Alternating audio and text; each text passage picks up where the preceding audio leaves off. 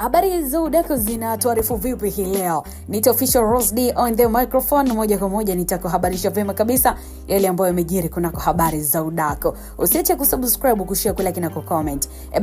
Mange amemjibu Uncle T baada ya kutoa onyo kwa wanaomzushia yeye anasapoti mapenzi ya jinsia moja kujiandaa kuwapeleka mahakamani. Mambo yamekuwa ya moto sana. Tufahamu nini kinaendelea. Msanii lakini mfanyabiashara maarufu nchini Twalibu Bakari Mungia anayejulikana zaidi kwa jina la Uncle T ametangaza rasmi kuanza kuchukua hatua za kisheria dhidi ya watu ambao wanadaiwa kutumia jina lake vibaya kwa kusambaza taarifa za uongo, uzushi na kashfa kupitia mitandao ya kijamii.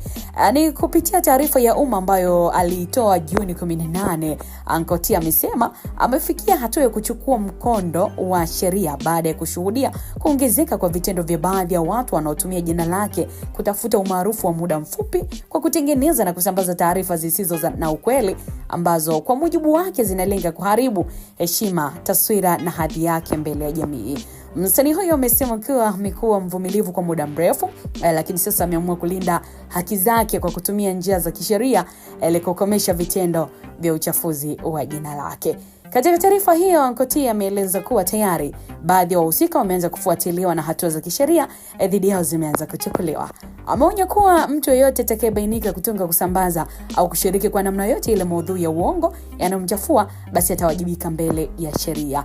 Na kwa mujibu wa barua ambayo ilitolewa na mawakili wake ni kwamba mtu yeyote atakayehusika katika kuchapisha, kusambaza na kurudia kusambaza taarifa za kashfa dhidi ya Uncle T anaweza kukabiliwa na hatua mbalimbali za kisheria, ikiwemo madai ya fidia, amri za zuio kutoka mahakamani pamoja na hatua nyinginezo ambazo zinaruhusiwa chini ya sheria za nchi.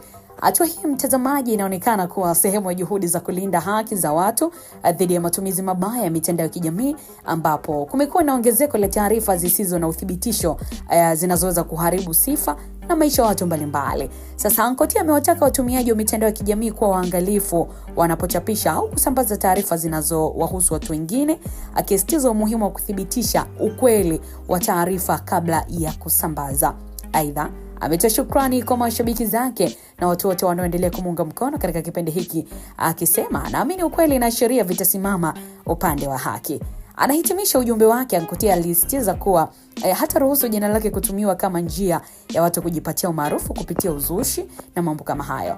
Jina langu si mtaji wa kutafuta umaarufu. Heshima yangu si mada ya kubahatisha. Sheria itachukua mkondo wake, alinokolewa Uncle T katika sehemu ya barua yake. Sasa baada ya kauli hiyo kutoka kwa Uncle T na kutoa vitisho vikali kabisa, dada wa taifa Mange Kimambi amemvaa Uncle T na kumwambia kuwa asitishie watu. Kwanza, hizo nguvu za kuatishia watu mahakamani anazitoa wapi?